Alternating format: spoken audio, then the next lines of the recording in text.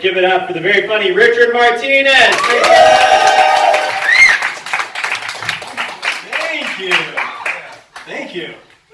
My name is Richard Martinez. Martinez sometimes throws people off because I know I don't look 100% Hispanic, right?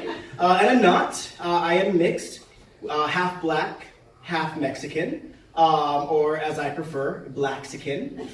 I do like to merge my words together, it saves time. I will also accept Latino. I do get super offended though if you call me a wetger.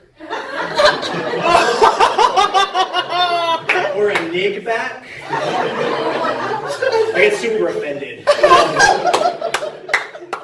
I grew up raised by my single mom on the Mexican side of my family, and it was a little bit confusing because I didn't really look like the rest of my Mexican family. I was at least 5 shades darker than most of them, and 100% gayer than all of them.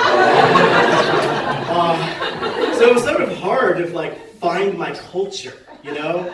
I didn't really enjoy Mexican food. Rice and beans weren't really my jam. But I also wasn't really into fried chicken and waffles. I was ambivalent about watermelon. But even at a young age, I did enjoy a fabulous brunch.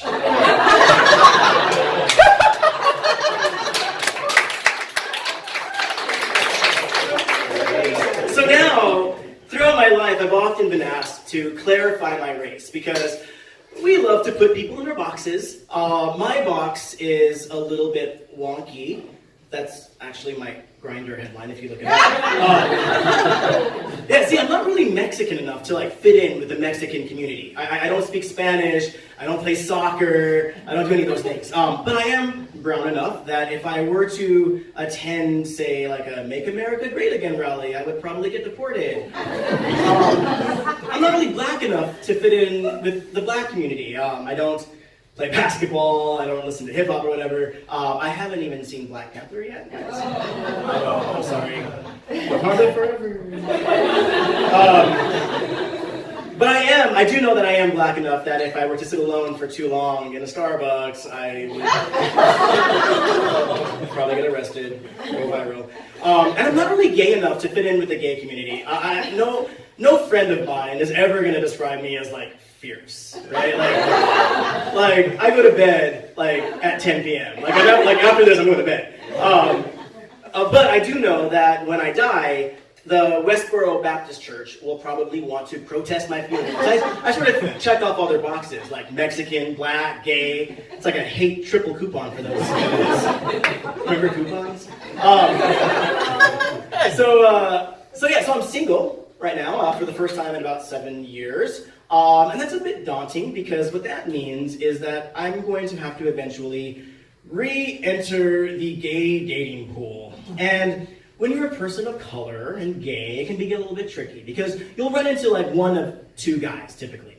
The first guy is not into dating people of color, right? And whatever, that's their preference. They don't want to date Mexicans or blacks or Asians or whatever. That's their preference.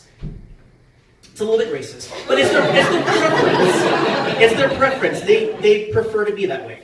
Or you're going to meet the guy who's super into dating people of color, which is definitely racist. I once dated a guy who was super into black guys, right? And I thought, well, he's hot. This is great. Fantastic. Go me. And it went well for a while until he discovered that I was only half black. And then he was more concerned about which half, my upper half or the lower half. Because he had bought into the myth that all black men have a big dick. And I'm sorry, it's a stereotype and it's not true, all right? Not every black man has a big dick, all right? I certainly do, but not everyone does. And you know what, the thing is I want you to be able to look at me and see beyond all that, all right? See past Mexican, black, gay, guy who has a super big dick.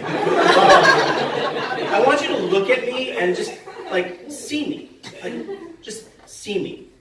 Look at me, see me, and realize And I also have a nice ass. That's my time. Thank you. Yay!